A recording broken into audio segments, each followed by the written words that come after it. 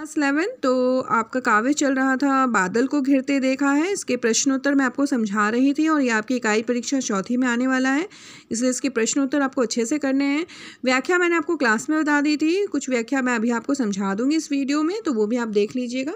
ठीक है, अगला प्रश्न है, बादल को घिरते देखा है पंक्ति को बार बार दोहराया गया है, इससे कविता में कोई सौंदर्यता आई है? अगर आई है तो उसे आप अपने शब्दों में बताइए। तो इस कविता में कवि ने बादलों को विविध रूपों का चित्रण किया है, अलग अलग तरह से बताया है बादलों के बारे में। कहीं पे उन्होंने बताया है कि पावस ऋतु के बादलों का वर्णन किस प्रकार से किया है कि कहीं कहीं पे पावस ऋतु में जब बादल आ जाते हैं, उमड़ते हैं, घुमरते हैं, तेज बरसते हैं, गरजते हैं, इस प्रकार से उन्होंने बताया है। कहीं पे बसंत ऋतु या शीत ऋतु में बादलों की विभिन्न छवियों के बारे में बताया है, जब बादल काफ़ी आकर्षक और सुंदर दिखते हैं। इसके साथ ही कवि ने यह भाव भी बहुत प्रबल रूप से दर्शाया है कि सभी दृश्यों का उन्होंने प्रत्यक्ष रूप से स्वयं मतलब आँखों से देखा है। इस प्रकार बादल को घिरते देखा है पंक्ति को उन्होंने बार बार दोहराया है और इससे कविता में विशेष सौंदर्यता आ गई है। इससे भाव भी प्रकट होता है कि कवि ने बादलों के विविध रूपों के भावपूर्ण सौंदर्य का प्रत्यक्ष दर्शन किया है। अलग अलग बादलों का उसने दर्शन किया है, तो वो काफ़ी भावपूर्ण दर्शन रहा है। इससे बोध पाठकों को भी कराना चाहते हैं, तो वो जो दर्शन किए हैं वो हम तक भी पहुंचाना चाहते हैं। आशय स्पष्ट करो, निशाकाल से चीर अभिशापित बेबस उस चकवा चकई का बंद हुआ क्रंदन, फिर उनमें उस महान सरोवर के तीरे शैवालों की हरी दरी पर प्रणय कलह छिड़ते देखा है, बादलों को घिरते देखा है। तो आशय है कि चकवा चकई दीर्घ काल से शापग्रस्त होकर बिछड़े हुए बेबसी की अवस्था में सारी रात पीड़ा युक्त स्वर में चीखते रहते हैं। अब उनका या वेदनापूर्ण स्वर जो है वो बंद हो चुका था। उस समय विशाल सरोवर के किनारे हरे रंग की शैवाल यानी कि काय रूपी दरी पर चकवा चकई का जोड़ा प्यार भरी छेड़छाड़ में तल्लीन है, एक दूसरे को चोंच मार रहे, प्रेम करें। कवि कहता है कि मैंने इस पर्वत प्रदेश के आकर्षक प्राकृतिक सौंदर्य के बीच इस प्रेम भरी छेड़छाड़ को बड़े ही सुंदर रूप में भावपूर्ण दृश्य में देखा है।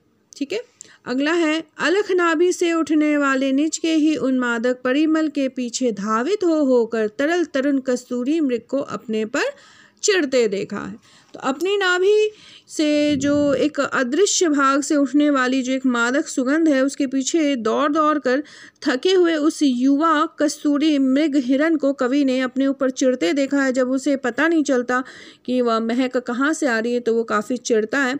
भाव यह है कि वह अपने नाभि की सुगंध को बाहर ही ढूंढता है, परंतु उसे पता नहीं चलता कि वो कहाँ से आ रही है।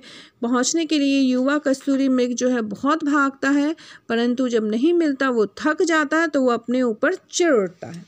ठीक है, अगला है, संदर्भ सहित आपको व्याख्या करनी, इसके संदर्भ भी आपको बताने हैं।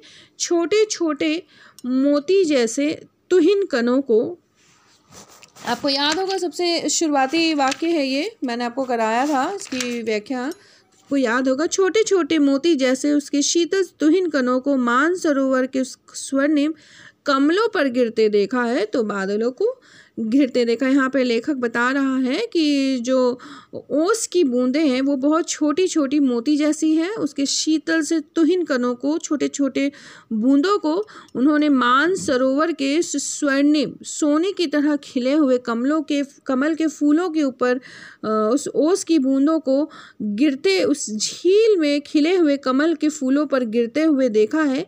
कवि ने बादल को घेरते देखा है। तो संदर्भ तो आप इसमें बता दीजिएगा। नागार्जुन के द्वारा रचित है ये काव्य और बादलों को घिरते देखा है इस काव्य का नाम है। तो किस बारे में बात की गई है? पर्वतीय प्रदेश में कमल के फूल में ओस की बूंदें गिरने की बात की जा रही है। ठीक है, अगला है, समतल देशों से आकर, समतल देश से, मैदानी भाग से कुछ पक्षी आते हैं और जो कमल की जो नाल है उससे वो विष तंतु को मतलब चोंच से खाते हैं। देखिए, समतल देशों से आकर पावस की उमस से आकुल तिक्त मधुर विस्तंतु खोजते हंसों को तिड़ते देखा है, बादलों को घिरते देखा है। तो यहाँ पे कवि कह रहा है कि जो समतल मैदानी भाग है वहाँ से कुछ पक्षी जो है वो आ जाते हैं और आ करके जो बिल्कुल कमल के फूलों के जो नाल है उसमें तिक्त मधुर विष तंतु, एक प्रकार की मतलब रेशा है, तंतु है, इसे हंस जो है वो खोजते हैं आकर के।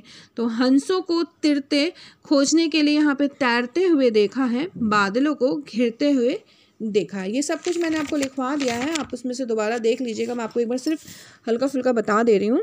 वसंत ऋतु का सुप्रभात था, ये भी आपको याद होगा वसंत ऋतु के बारे में जब बात की गई थी कि वसंत ऋतु का सुप्रभात था, मंद मंद था अनिल बह रहा, बाला उनकी मृदु किरणें थी, अगल बगल स्वर्णिम शिखर थे।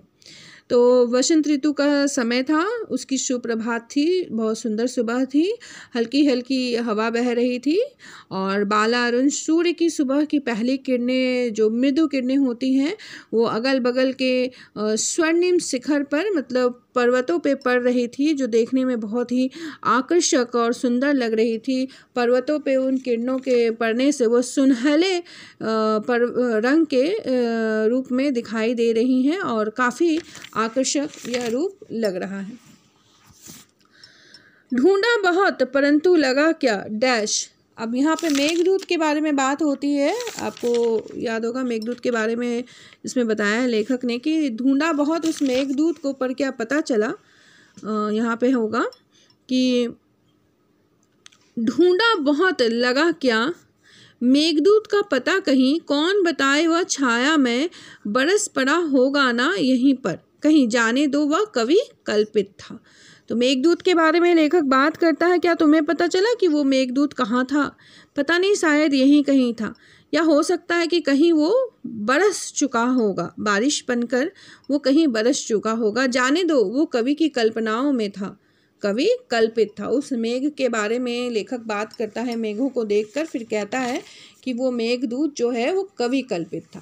ठीक है, तो संदर्भ तो आप अपने से बना लीजिएगा, जिसमें आप अपने इस काव्य का नाम दीजिएगा, लेखक का नाम दीजिएगा और किस बारे में बात की जा रही है। प्राकृतिक सौंदर्य के बारे में भी बात की जा रही है, हंसों के बारे में बात की जा रही है, पर्वत के बारे में बात की जा रही है। तो संदर्भ में इस प्रकार लिखिएगा, उसके बाद इसके जो अर्थ है वो आप अपने से बनाकर लिख लीजिएगा। तो ये इंपॉर्टेंट है क्योंकि इसके अर्थ आपसे पूछे ही जाएंगे। ठीक है, ओके क्लास 11। तो बादल को घिरते देखा है, इसकी व्याख्या को अच्छे से पढ़िए, प्रश्नोत्तर को भी अच्छे से पढ़िए। धन्यवाद।